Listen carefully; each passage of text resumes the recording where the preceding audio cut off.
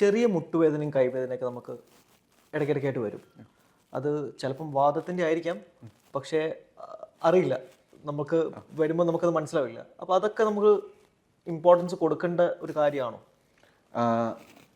മിലൻ, അതായത് ഈ ഇടയ്ക്കിടയ്ക്ക് വരുന്ന ജോയിൻറ്റ് പെയിൻ, അതായത് ഈ ജോയിൻറ്റ് പെയിൻ്റെ കൂടെ ജോയിൻറ്റിൽ മൂവ്മെൻറ്റ്സിന് ഡിഫിക്കൽട്ടി, അതായത് ജോയിൻ്റ് നമുക്ക് രാവിലെ എണീക്കുമ്പം കൈ അനക്കാൻ ഒരു ബുദ്ധിമുട്ട്, കുറച്ച് ജോലി ചെയ്ത് കഴിയുമ്പോൾ അത് ഇമ്പ്രൂവ് ആവും. ഓക്കെ. അതുപോലെ തന്നെ ഈ വേദന വരുന്ന സമയത്ത് കയ്യിലെ വിരലുകൾക്കോ അല്ലെങ്കിൽ കാലിലാണെങ്കിൽ എല്ലായിടത്തും ഒരു നീര് പോലെ ഉണ്ടാവുക. അവിടെ നമുക്ക് it looks like warm red, ചൂടുള്ളതും റെഡ് കളറൊക്കെ ആയിട്ടുള്ള രീതിയിൽ തോന്നുന്നത്. അങ്ങനെയാണെങ്കിൽ it most probably will be an arthritis. നമ്മുടെ കയ്യിലൊക്കെ റെഡ് ആയിട്ട് വരുമോ? അതായത് ഈ ജോയിൻറ്റിൽ നീര് പോലെ ഉണ്ടാവുകയും ചെയ്യും, ആൻഡ് അവിടെ ഒരു റെഡിഷ് കളർ പോലെ വരും. തൊട്ട് നോക്കുമ്പോൾ നമുക്കൊരു ചൂട് ഫീൽ ചെയ്യും, അല്ലെങ്കിൽ നമുക്ക് ബോഡിയിൽ ഒരു ഹീറ്റ് ഉള്ള പോലെ തോന്നും. മോസ്റ്റ് ഇമ്പോർട്ടൻ്റ്ലി നമ്മൾ രാവിലെ എണീക്കുമ്പോഴൊക്കെ ഒരു സ്റ്റിഫ്നെസ് ആണ്.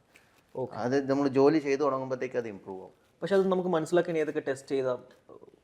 യൂഷ്വലി നമ്മൾ വാദം കണ്ടുപിടിക്കുന്നത് ബ്ലഡ് ടെസ്റ്റിലൂടെയാണ്. സോ അത് ബ്ലഡ് ടെസ്റ്റ് പല ടൈപ്പിലുള്ള വാദമുണ്ട്, ഒന്നോ രണ്ടോ അല്ല, it's more than 100 types of different types of arthritis is there. So നമുക്ക് അത് ഏതാണെന്ന് കണ്ടുപിടിക്കണമെങ്കിൽ ബ്ലഡ് ടെസ്റ്റ് ആണ് ഉള്ളത്. അതിലൂടെയാണ് ട്രീറ്റ്മെൻറ്റ് പിന്നെ കണ്ടിന്യൂ ചെയ്യാൻ പറ്റും. അതെ അതെ. അപ്പോൾ ഡെഫിനറ്റ്ലി നമ്മൾ ആദ്യം ഒരു ഡോക്ടറെ കണ്ട് ഏതാണെന്ന് ഐഡന്റിഫൈ ചെയ്തിട്ട് വേണം സ്റ്റാർട്ട് ചെയ്യാൻ. അതാണ്, എന്നിട്ട് വേണം ആ ടെസ്റ്റ് ചെയ്യാൻ. സോ നമ്മളിപ്പം എ കണ്ടുപിടിക്കാൻ ബിയോ സിയോ ചെക്ക് ചെയ്തിട്ട് കാര്യമില്ല. സോ അപ്പോൾ അത് എ ആണോ ബി ആണോ സി ആണോ എന്നുള്ളത് നമ്മൾ ഡോക്ടറെ കണ്ട് മനസ്സിലാക്കിയിട്ട് അതിനുള്ള ടെസ്റ്റ് ചെയ്യും. അപ്പോൾ ഒരിക്കലും ഈ ഒരു ചെറിയ വേദനകളും നമ്മൾ ഒരിക്കലും ഇമ്പോർട്ടൻസ് കൊടുക്കാതെ വിട്ടുകളയാൻ പാടില്ല എന്നാണ് പറയുന്നത്. അതെ അതെ. ഇടയ്ക്കിടയ്ക്ക് വരുന്ന ജോയിൻറ്റ് പെയിനും അതുപോലെ തന്നെ ഞാൻ പറഞ്ഞ പോലെ മൂവ്മെൻറ്റിന് ഡിഫിക്കൽട്ടിയും കൂടെ ഉണ്ടെങ്കിൽ എത്രയും പെട്ടെന്ന് ട്രീറ്റ്മെൻറ്റ് സ്റ്റാർട്ട് ചെയ്യണം. ശരി, thank you doctor. Thank you.